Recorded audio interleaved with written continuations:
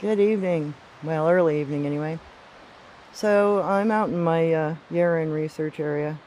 It's a rather interesting fauna. It's got a stick under and a stick over, and it looks like they used a brake stick.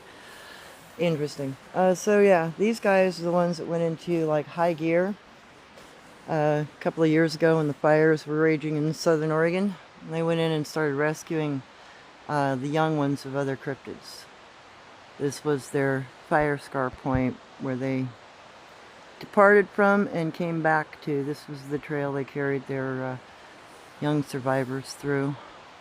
I was camped in this area, just across the way, not to disturb them, but to try to observe what I could. And secondary trail in and out. And if you know, there's no bear sign, no cougar sign, no deer sign, a little bit of dog sign now, but it's all flat. There's no kind of trailing here, no evidence of anything going up and down. They're very flat-footed in this area, and they still have the same foraging behavior.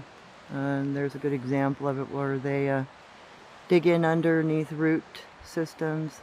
They'll go in under logs too after rodents. It's pretty common foraging behavior for these guys, as well as many others. So I'm going to walk you back a little bit. Oh, there's a new damage. Looks like a woodpecker going crazy on that thing. Odd that it's only in one section though. Peculiar. Woodpeckers usually don't do that. Come on, doggo. Usually a woodpecker doesn't discriminate about what part of the tree they eat. As long as it's got a bug, they go for it.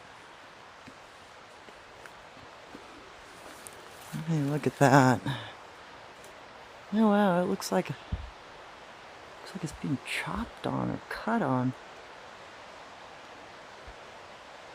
There are... let me see if I can get up there a little closer. You can't see it in the video. Maybe a lot of material on the ground. Huh. There's some definite woodpecker evidence going on there, but there's some straight looking evidence too. Some cut line looking stuff going on. Right here. Up above. Ah, peculiar. It's odd that it's only in one section.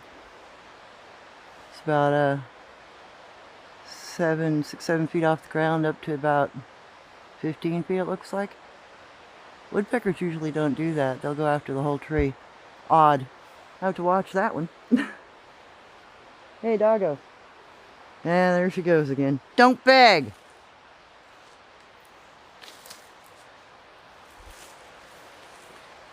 So yeah, this is their terrain. Old stump up there. Good girl. Good job, baby. Now there's a deer trail coming down.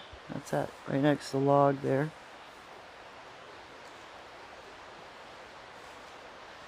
The reason why I say deer is because it's got a little step look to it.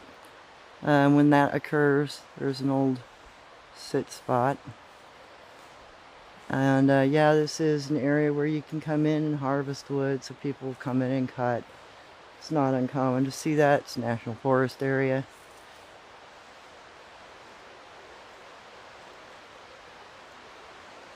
So this is their terrain. It's quite lush, very vibrant. There's a ton of food sources up here. Sword ferns, for instance, they are, well, they were a staple within Northwestern tribals' diet. Also part of the Bigfoot diet.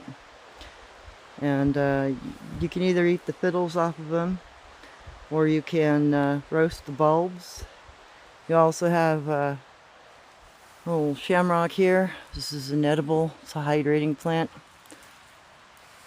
It's seasonal. It grows almost all season. Edible anytime. So anyway, they've got a marker tree over here. Looks like one of their stones cracked this last winter. Marker stone, and then that one looks like it, frost cracked. Wasn't that way last year. So anyway, foraging up underneath logs for rodents. Very common behavior. Something to note. In this steep 45-degree angle with little shelf plateaus, they really love this kind of terrain. It's also got, heavy canopying, a lot of moss up here, thick ground foliage, just about everywhere. So there's plenty of cover, plenty of food. More kana. In the middle of nowhere, there's some kana. I think I just stepped on it. So anyway, I just wanted to get you a bit of an idea of the kinds of areas I go into when I do my camping and hanging out with them. And down in that area, about 500, maybe 1,000 yards. So I think it's a little further around the bend down there.